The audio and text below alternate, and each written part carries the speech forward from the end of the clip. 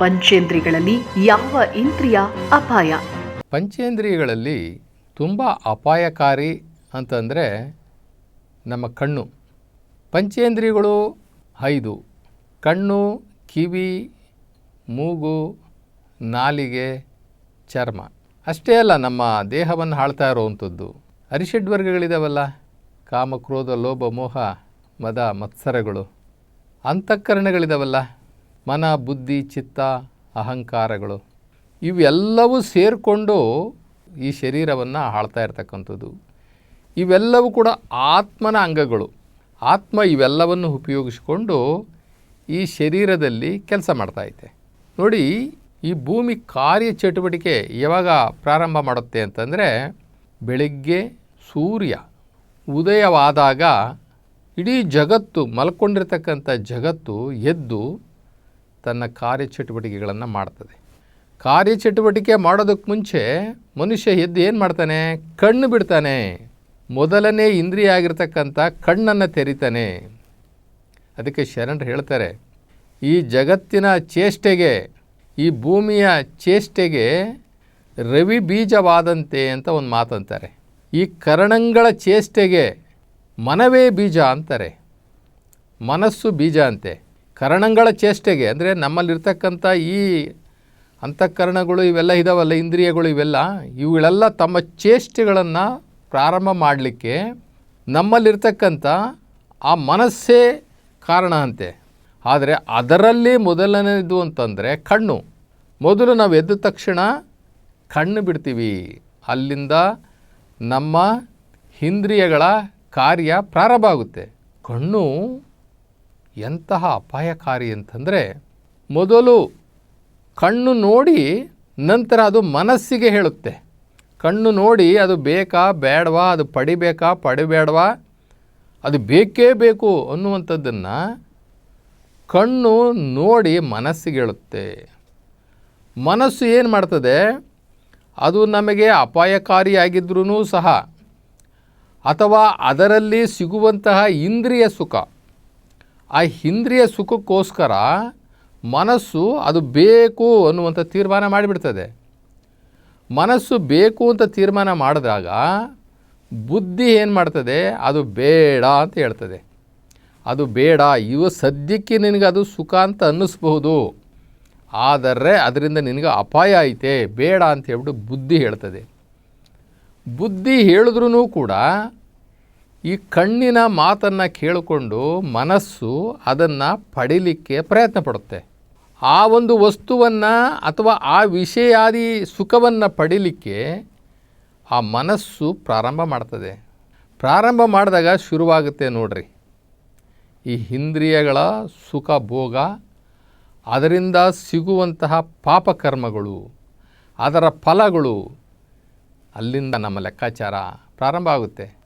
ಇದಕ್ಕೊಂದು ಸಣ್ಣ ಉದಾಹರಣೆ ಹೇಳಬೇಕಂತಂದರೆ, ವಾಲ್ಮೀಕಿ ರಾಮಾಯಣದಲ್ಲಿ ಚಿನ್ನದ ಜಿಂಕೆ ಯಾವ ರೀತಿ ಸೀತೆಯನ್ನು ಆಕರ್ಷಣೆ ಮಾಡ್ತದೆ ಅನ್ನೋವಂಥದ್ದು ಒಂದು ಕತೆ ತಮಗೆಲ್ಲ ಗೊತ್ತಿದೆ. ಮಾರೀಚ ಅವನು ಮಾಯಾ ವೇಷದಲ್ಲಿ ಏನು ಮಾಡ್ತಾನೆ? ಮಾರೀಚ ಒಂದು ಹೊಳೆಯುವಂತಹ ಚಿನ್ನ ಲೇಪಿತವಾಗಿರ್ತಕ್ಕಂಥ ಒಂದು ಜಿಂಕೆಯ ರೂಪವನ್ನು ತಾಳಿ ಸೀತೆಯ ಮುಂಭಾಗ ಸುಳಿತಾನೆ. ಸೀತೆಯ ಮುಂಭಾಗ ಸುಳಿದಾಗ ಸೀತೆ ಆ ಜಿಂಕೆಯನ್ನು ನೋಡಿ ಅತ್ಯಂತ ಆಕರ್ಷಣೀಯಳಾಗ್ತಾಳೆ. ಆಕರ್ಷಣೆ ಬಂದ್ಬಿಡ್ತದೆ. ಎಷ್ಟು ಚೆನ್ನಾಗಿದೆ ಆ ಜಿಂಕೆ, ಎಷ್ಟು ಮುದ್ದಾಗಿದೆ ಆ ಜಿಂಕೆ, ಎಷ್ಟು ಚೆನ್ನಾಗಿ ಹೊಳಿತದೆ, ಅದು ಚಿನ್ನದ ಜಿಂಕೆ ಥರ ಇದ್ದೆ, ಅದು ನನಗೆ ಸ್ವಲ್ಪ ಹೊತ್ತು ನನ್ನ ಕೈನಲ್ಲಿ ಇದ್ದಿದ್ರೆ ಅದನ್ನು ಒಂದು ಸ್ವಲ್ಪ ನಾವು ಆಕರ್ಷಣೆಯಾಗಿ ಮುದ್ದಾಡ್ಬೋದಾಗಿತ್ತಲ್ಲ, ಅದನ್ನು ನೋಡ್ಬೋದಾಗಿತ್ತಲ್ಲ, ಅದನ್ನು ಸ್ಪರ್ಶ ಮಾಡ್ಬೋದಾಗಿತ್ತಲ್ಲ ಅಂತ ಹೇಳಿ ಅವಳಿಗೆ ಆಸೆ ಬಂದ್ಬಿಡುತ್ತೆ. ಅಲ್ಲಿ ಏನಾಯಿತು? ಕಣ್ಣು ಆ ಜಿಂಕೆಯನ್ನು ನೋಡಿ ಆ ಜಿಂಕೆಯ ಸೌಂದರ್ಯವನ್ನು ಕಣ್ಣು ಸವಿದು ಏನು ಮಾಡ್ತು? ಮನಸ್ಸಿಗೆ ಹೇಳ್ತು. ಮನಸ್ಸೇನು ಮಾಡ್ತು? ಹೌದಾ, ಹಾಗಾದರೆ ಅದನ್ನು ಸ್ವಲ್ಪ ಯಾಕೆ ಪಡಿಬಾರ್ದು ನಾವು ಅಂತ ಅನ್ನಿಸ್ತು. ಅನಿಸಿದ ತಕ್ಷಣ ಸೀತೆ ಏನು ಮಾಡ್ತಾಳೆ? ರಾಮನ್ನ ಕರೆದು ಕೇಳ್ತಾಳೆ, ನೋಡ್ರಿ ಅಲ್ಲಿ ಹೋಗ್ತಾ ಇದೆಯಲ್ಲ ಆ ಜಿಂಕೆ ಎಷ್ಟು ಚೆನ್ನಾಗಿದೆ, ಎಷ್ಟು ಆಕರ್ಷಣೀಯವಾಗಿದೆ, ಚಿನ್ನದ ಜಿಂಕೆ ಅದು, ಅದರ ಮೇಲೆ ಇರ್ತಕ್ಕಂಥ ಚಿಕ್ಕೆಗಳು ನೋಡ್ರಿ ಎಷ್ಟು ಚೆನ್ನಾಗಿದೆ, ನೀವು ಅದನ್ನು ನನಗೆ ಹಿಡ್ಕೊಂಡು ಬಂದು ಕೊಡಬೇಕು. ಸಾಮಾನ್ಯವಾಗಿ ಹೆಂಡತಿದಿರು ಕೇಳೋದನ್ನು ಗಂಡ ಇಲ್ಲ ಅಂತಂತಂದರೆ ಹೆಂಡತಿಗೆ ತುಂಬ ಕೋಪ ಬಂದುಬಿಡುತ್ತೆ. ನಾನು ಹೇಳಿದ್ದೊಂದು ತಂದು ಕೊಡೋಕ್ಕಾಗಲ್ವಲ್ಲ ಇವ್ರ ಕೈನಲ್ಲಿ. ಎಷ್ಟೋ ಕುಟುಂಬಗಳಲ್ಲಿ ಹೆಂಡತಿಯರ ಅಂದರೆ ಹೆಂಗಸರ ಬೇಡಿಕೆಗಳನ್ನು ಈಡೇರಿಸ್ಲಿಕ್ಕೆ ಹೋಗಿ ಎಷ್ಟೋ ಜನ ಗಂಡಂದಿರು ತೊಂದರೆಗೆ ತಗಲಾಕ್ಕೊತಾರೆ, ಕಷ್ಟಕ್ಕೆ ತಗಲಾಕ್ಕೋತಾರೆ.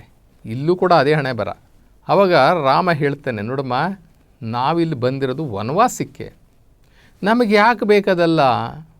ಅದು ಅಲ್ಲದೆ ನಾವು ಬಂದಿರತಕ್ಕಂಥದ್ದು ರಾವಣನ ಇರುವಂತಹ ಜಾಗ ಇದೆಲ್ಲ.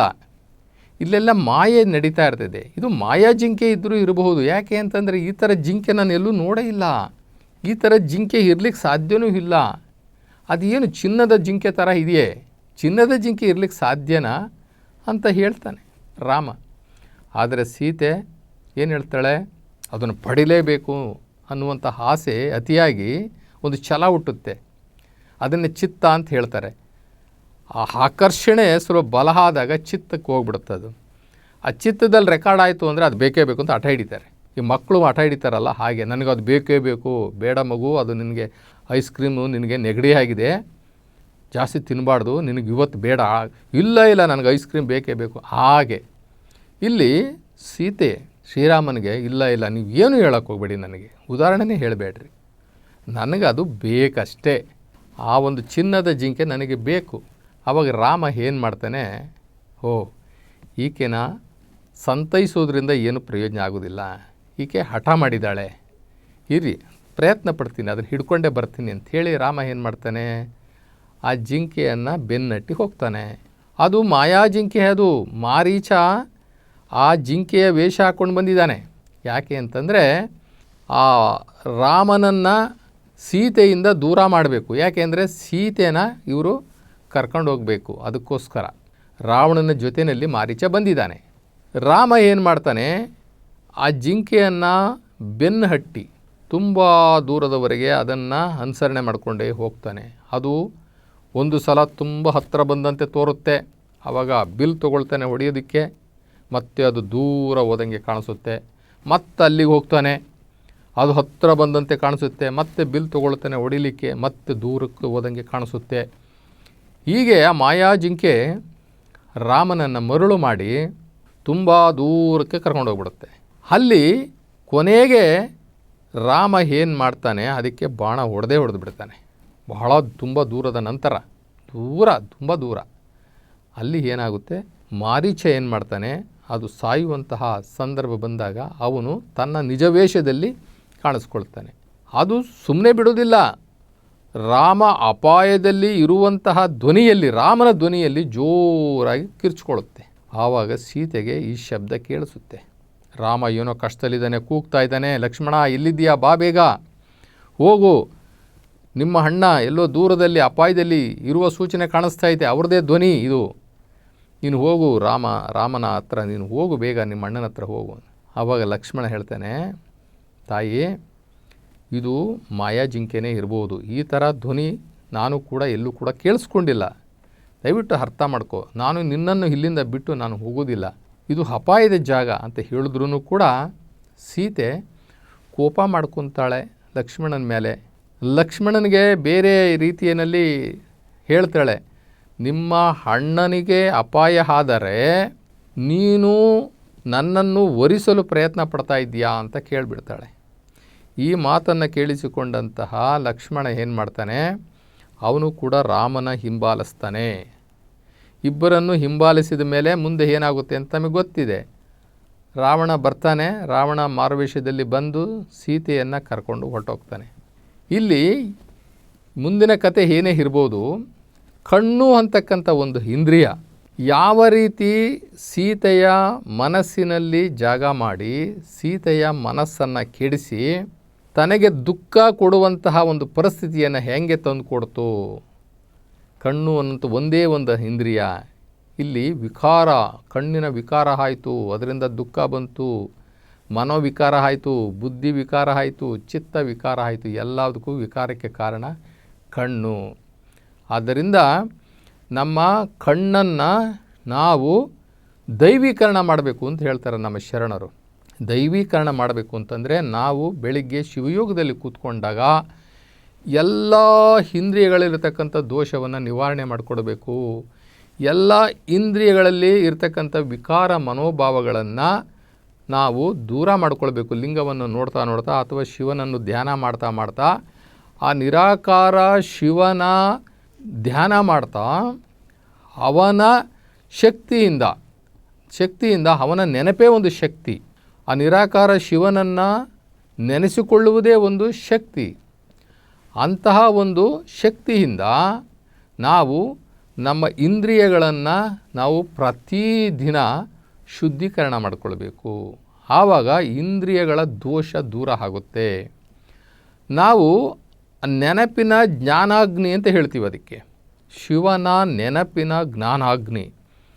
ಆ ಶಿವನ ಜ್ಞಾನಾಗ್ನಿಯಿಂದ ನಾವು ಎಲ್ಲ ಇಂದ್ರಿಯಗಳನ್ನು ಪ್ರತಿದಿನ ಶುದ್ಧೀಕರಣ ಮಾಡ್ಕೊಳ್ಳೋದ್ರ ಮುಖಾಂತರ ಇಂದ್ರಿಯಗಳ ವಿಕಾರಗಳನ್ನು ದೂರ ಮಾಡ್ಕೊಳ್ಬೋದು, ಇಂದ್ರಿಯ ದೋಷದಿಂದ ದೂರ ಆಗ್ಬೋದು. ಆದ್ದರಿಂದ ನಾವು ಕಣ್ಣನ್ನು ಮೊದಲನೇ ಅಪಾಯದ ಒಂದು ಇಂದ್ರಿಯ ಅಂತ ಹೇಳ್ಬಿಟ್ಟು ನಾವು ಕರಿತೀವಿ.